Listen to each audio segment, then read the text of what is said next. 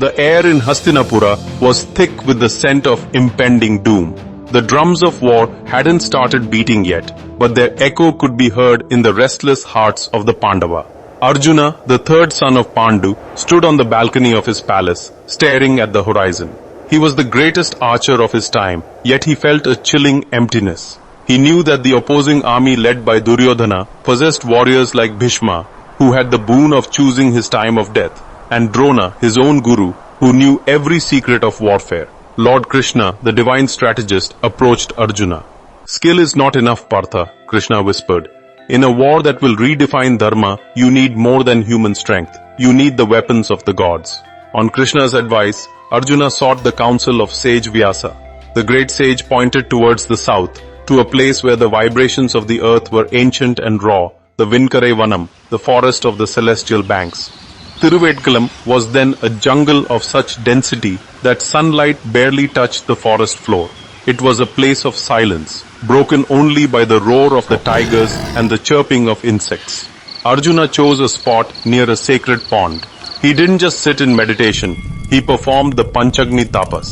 He lit 4 massive fires around him, representing the physical elements, while the scorching sun above acted as the 5th fire. Arjuna's penance was not merely physical. He was burning away the Arjuna the world knew. Day after day, he inhaled only the smoke of the fires. Month after month, he survived on nothing but dry leaves and water. His skin, once like polished bronze, became covered in ash. His long hair became matted like the roots of the trees around him. His mantra was a constant vibration, Om Namah Shivaya. The intensity of his prayer began to heat the atmosphere. The devas in heaven felt the heat of his devotion and trembled, fearing that Arjuna might ask for the throne of Indra himself. But Shiva, the lord of Kailasa, knew that beneath this layer of ash, Arjuna still carried a seed of royal pride. He was still Arjuna, the unconquerable. To grant the Pasupat, a weapon capable of ending the world, Shiva needed to ensure the seeker was hollowed out of all ego. Shiva turned into a Kirata, a mountain hunter. This was no ordinary disguise. He looked rugged, his eyes sparkling with a wild, untamed light. His skin was the color of the earth, and he carried a bow made of forest wood. Goddess Parvati became the Kirati, dressed in peacock feathers and forest vines. Their army of Ganas became a hunting pack of barking dogs and shouting tribesmen. At the same time, Duryodhana, fearing Arjuna's success, had sent the demon Muka. The demon took the form of a gargantuan wild boar, a beast of nightmare proportions, to gore Arjuna to death. The boar charged through the forest, its tusks tearing through the very spot where Arjuna sat. 2 arrows hissed through the air, one from the prince, one from the hunter. They struck the boar at the exact same microsecond. The demon shrieked and fell dead. Arjuna, seeing the hunter, shouted, "Who are you to interfere with my hunt? This prey is mine." The hunter laughed, a deep booming sound that shook the leaves of the trees. "I am the master of these woods," he replied. "You are but a guest here, wearing a hermit's clothes but acting like a greedy king. My arrow struck first." Arjuna, his eyes red with fury, challenged the hunter to a duel. He showered the hunter with arrows that could pierce mountains. But a strange thing happened.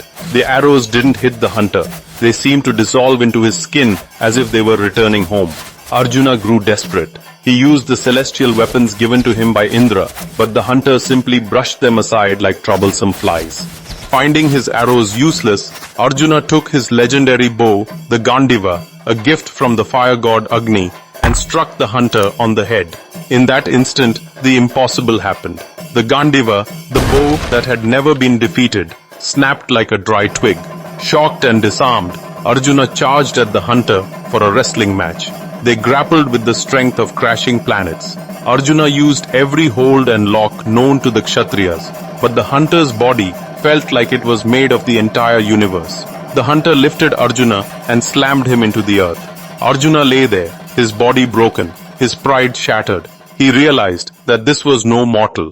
In his final moment of helplessness, Arjuna turned to the only thing he had left, devotion. He gathered sand and mud, shaped it into a lingam, and closed his eyes. He visualized Lord Shiva and offered a mental prayer, placing a garland of wild jasmine he had gathered earlier onto the sand lingam. When he opened his eyes, he gasped. The garland was not on the sand lingam, It was hanging around the neck of the hunter who stood before him, smiling. Arjuna realized his mistake. He had been fighting the very god he had been praying to. He fell at the hunter's feet, soaking the earth with his tears. O Lord of the universe, I fought you with my pride, not knowing you were the one receiving my arrows. The hunter vanished, and the forest was filled with 1,000 suns. Lord Shiva appeared in his majestic form with goddess Parvati as Satyanayagi. Arjuna, Shiva spoke, his voice like the resonance of a temple bell. I am pleased. A warrior's pride is his greatest strength, but it is also his greatest barrier. Today, you have conquered your ego. That is the greatest victory. Shiva then manifested the Pasupad Astra. It was a weapon of mind and spirit. He taught Arjuna the complex mantras and the discipline required to hold such power. Use this only when all other paths of dharma are closed, Shiva warned. Arjuna received the weapon, and the forest of Thiruvetkaalam became immortalized as the spot where man met God as an equal in battle, only to surrender in love. Even today, the temple at Thiruvetkaalam stands as a testament to this legend. The main deity, Paasupatheeswarar, reminds us that God is the master of all weapons, Basu meaning soul, Padi meaning Lord. The unique bronze idol of the Hunter-Shiva is a masterpiece of Chola art. Pilgrims visit this site not just to ask for success, but to learn the art of surrender. From the land of timeless wisdom to the world, this is Devaboomi worldwide. Subscribe and share this journey with someone who believes in the divine.